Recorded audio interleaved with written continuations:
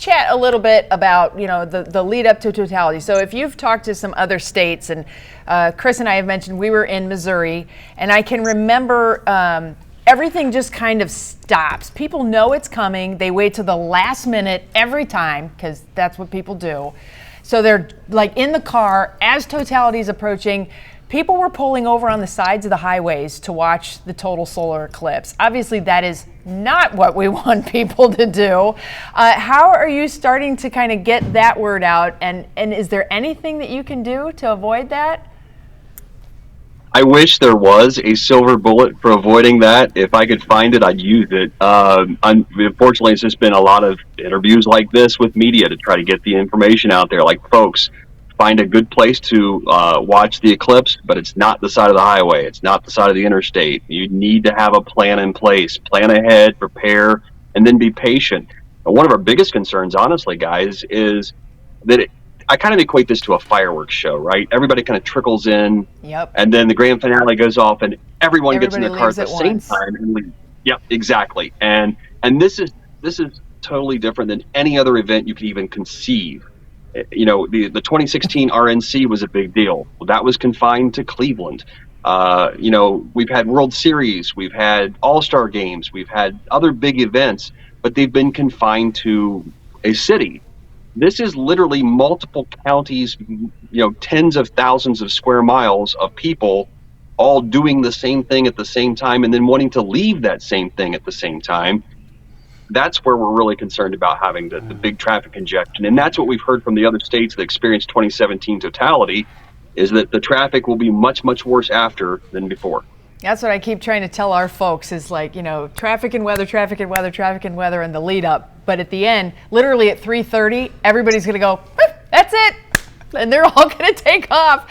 And then that's when things are just absolutely super gridlocked. So any other words of advice for folks? Reroutes, detours? I mean, is there any other place that, you have the inside scoop that you can give our viewers to know kind of a pathway to think of ahead of time? Well, I think every road is going to be very busy. I mean, you think about the fact that many of these roads were built for hundreds of vehicles per day. They're going to be seeing thousands, if not 10,000s of vehicles on that day.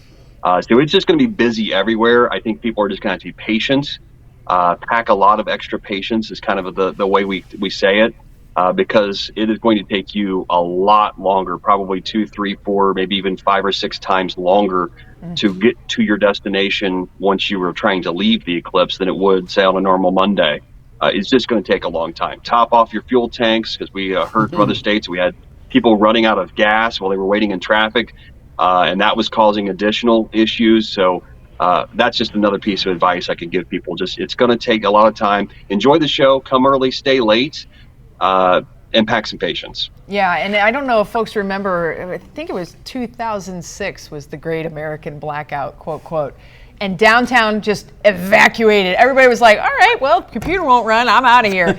Everybody left at once. It was pandemonium and chaos because it was complete and total gridlock for downtown and miles around. We could be looking at that again. So hours of waiting for traffic to dissipate. That's what we're looking at. Yeah, and that's not a lack of planning on our part. It's not a lack of planning on anybody's part. You just can't put 7 gallons of water in a 5-gallon bucket. And that's what we're going to be seeing. We're going to see a lot more people than we have capacity on the road network for, because everybody's going to be interested in it. Now, of course, one of the big things that there'll be a big factor in that, as you well know, will be the weather. If we have cloudy skies in Ohio and we have sunny skies in Indiana, we're going to see a lot more traffic in western Ohio as everybody tries to shift over there. Or if the opposite is true, we're going to have a lot more people coming into Ohio from other states. So we'll have to wait and see what the weather holds up too. Yeah, my best advice to folks is get where you're going to be for total eclipse at 2:30. By 2:30, be in your spot, be ready to go. If you want a really good spot, you better get there a lot earlier than 2:30, but plan on staying later. Like if you can do it a couple hours, and that's where the folks at the Science Center are going to get crushed because they're going to have a big bunch of people coming down going, hey, we've got this whole thing we want to do. Matt Bruning from ODOT, thank you so much for hanging out with us tonight.